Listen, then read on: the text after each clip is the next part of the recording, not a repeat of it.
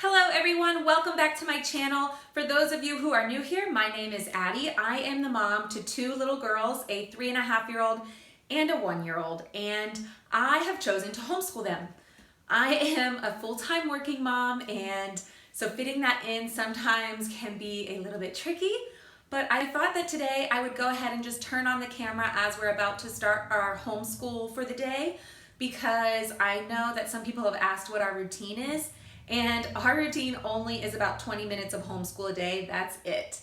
At 3, 3.5, 4, 2, I think that's about all you can expect from them. So, and they really don't need more than that. That is plenty. So we do about 20 minutes, and I thought I would just walk you through what that looks like for us.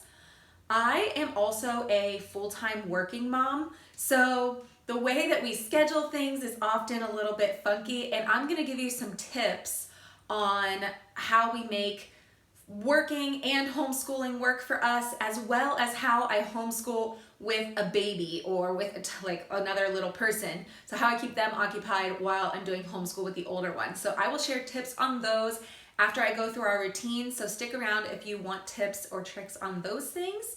And before I get started, if you are interested in this type of content, please consider hitting the subscribe button below and giving this video a thumbs up. I would appreciate it and love to have you as a part of this family.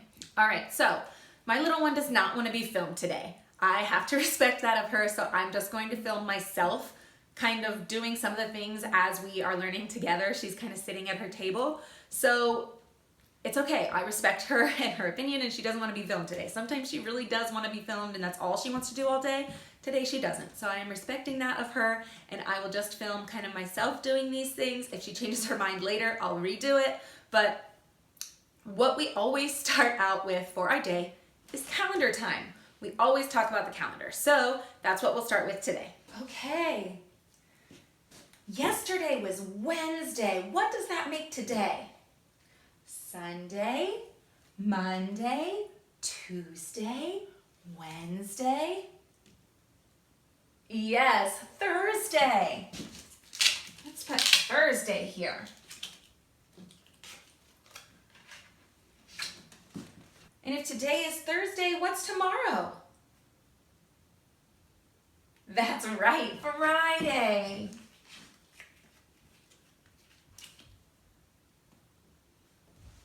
All right, now let's see if today's Thursday. Let's see what day it is. 10, 11, 12, 13, 14, 15. That's right. Good job. So today is October 15th, Thursday. And tomorrow is Friday. Now, what's the weather today? What's the weather like? Can you look at the window? Go to the window. Oh, you see clouds? Mm-hmm. Does it look like it's partly cloudy, or does it look like it's gonna rain? Rain! Rain! Oh, we better put the rain.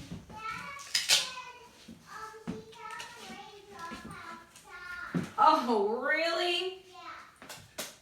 Oh my. The weather is rainy.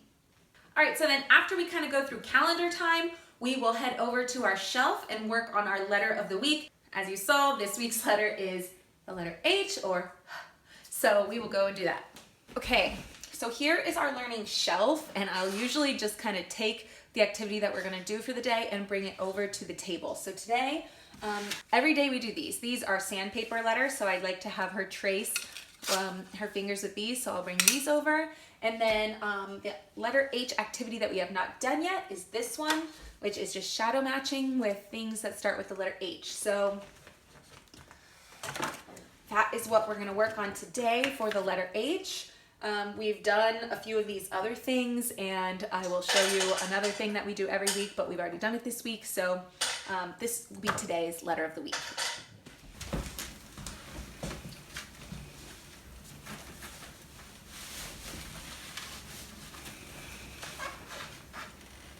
Thank you.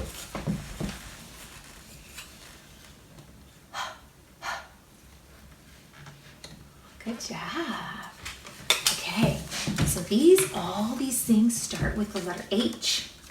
Would you like to try to say what they are as you put them on the paper? See if you know them all. Hammer. Uh-huh. Hammer. Heart. Heart. Mm-hmm. Horsey. Horsey. Mm-hmm. Grain.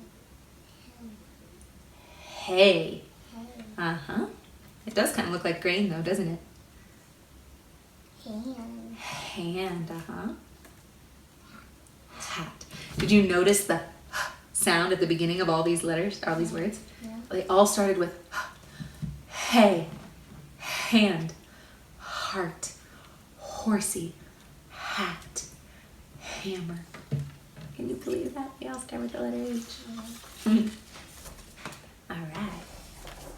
So after we spend the quickest time ever on the letter, I'll go back to the shelf and grab the things for the number of the week. I have these sandpaper numbers again, and then I just have an activity. First thing is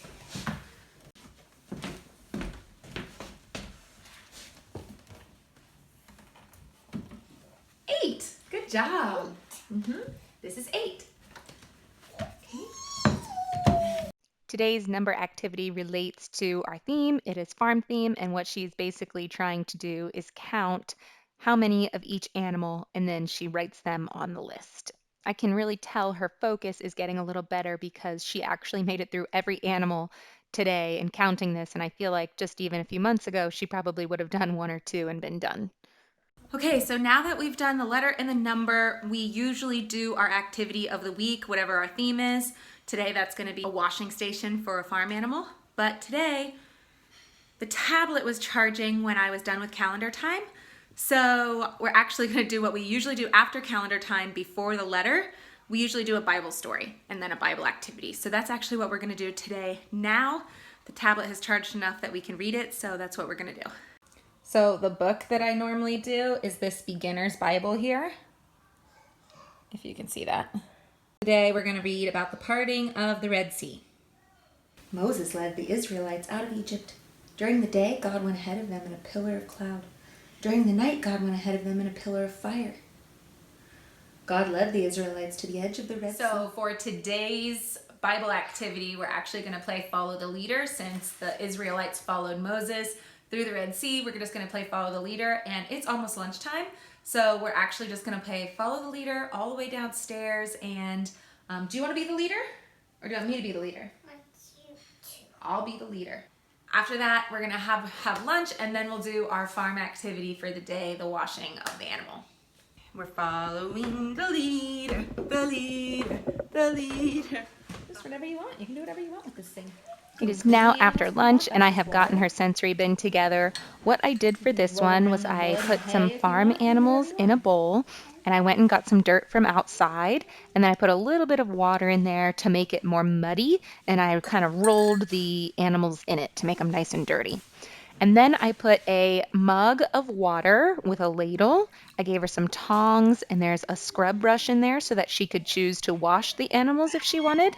And then I also put some hay from our hay barrel outside, since they live with hay on the farms, and a little bit of leaves just for a more outside sort of texture. And I let her go to town with this sensory bin in whatever way she wanted. Okay, so now on to some tips and tricks when you're trying to homeschool and you have a little one at home as well. So the first thing I would suggest is, if you have the flexibility in your day, do the homeschool lesson while your youngest is napping.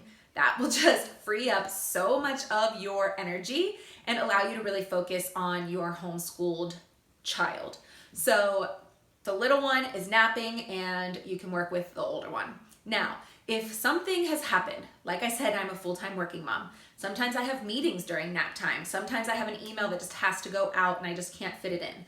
Then what I would suggest is getting a little area for that young one to work.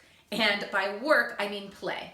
So get them a few activities that are appropriate for their age range and let them just have some independent play. Mine loves these little things that I made for a road trip. She's really into putting things inside other containers. So these are homemade that have really worked well for us. And then I also have this little busy book of Velcro things that she can go through and do. Both of those things keep her really occupied, and it has always worked well for us when I'm trying to do homeschool. Next, as I said, keep your lessons short. 20 minutes a day is all you need for in-classroom time. The rest you can fit in more if you'd like, but I suggest it be play learning. So for us, that means things like sensory bins that go along with our theme. And we can do those later in the day when, we need an activity or something to do. So that is learning through play and a part of homeschool, but it isn't necessarily in the classroom taking up, their time where they think they're sitting and doing school. They don't even know they're learning, they just are.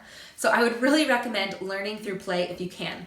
If I was to just give my 3-year-old a bunch of worksheets and tell her, go at it, she would be so bored and she would never want to do school. Instead, what we do is more learning through play and more active learning, and she wants to go to school. She's excited to do school every day. And so I would much prefer that than someone who just drags their feet and is kicking along and just can't get motivated to do school. So make it fun. And so an example of that would be you're working on your ABCs, say. You want them to say their ABCs.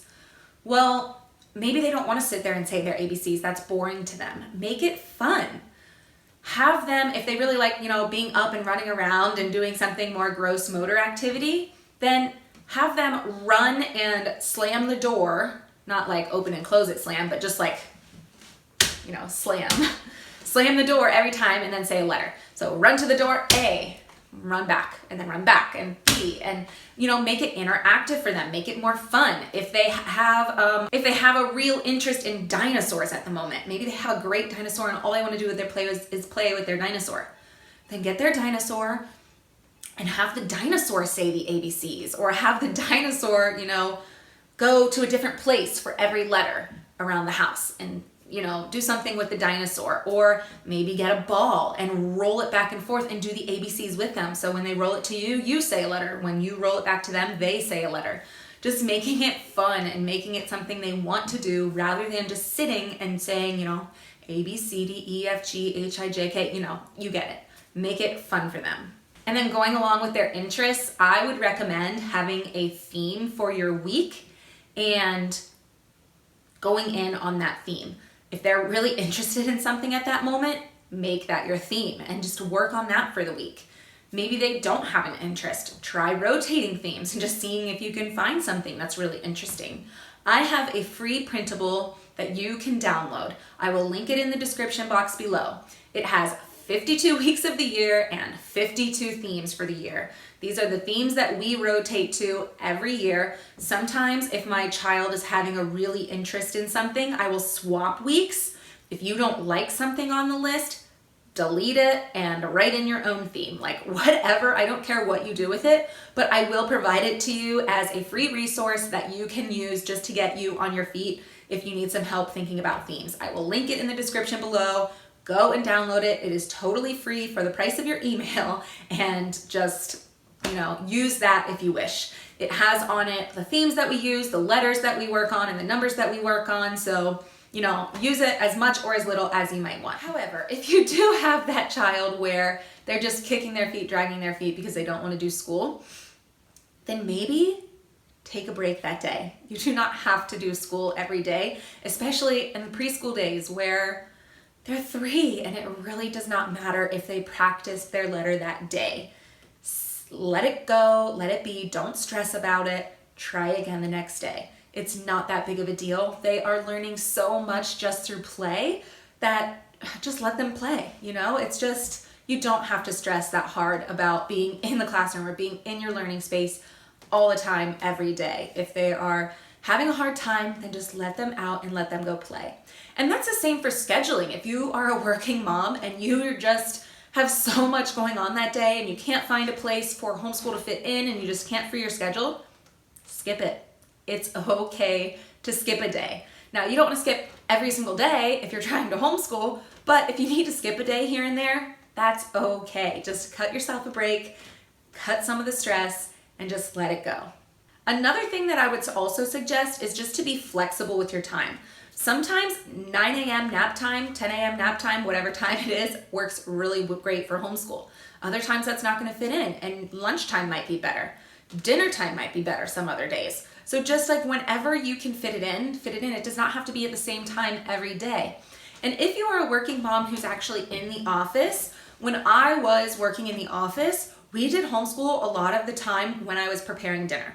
I would cut the vegetables, I'd make a casserole or something, I'd throw it in the oven, and while it was cooking, we did homeschool. So it doesn't have to be in the morning necessarily, and it doesn't always have to be at that time. It just has to be at a time that works for you. So be flexible as well. All right, guys, so that is it. That is our homeschool routine. It's nothing too crazy. Just keep it simple. Thanks for watching.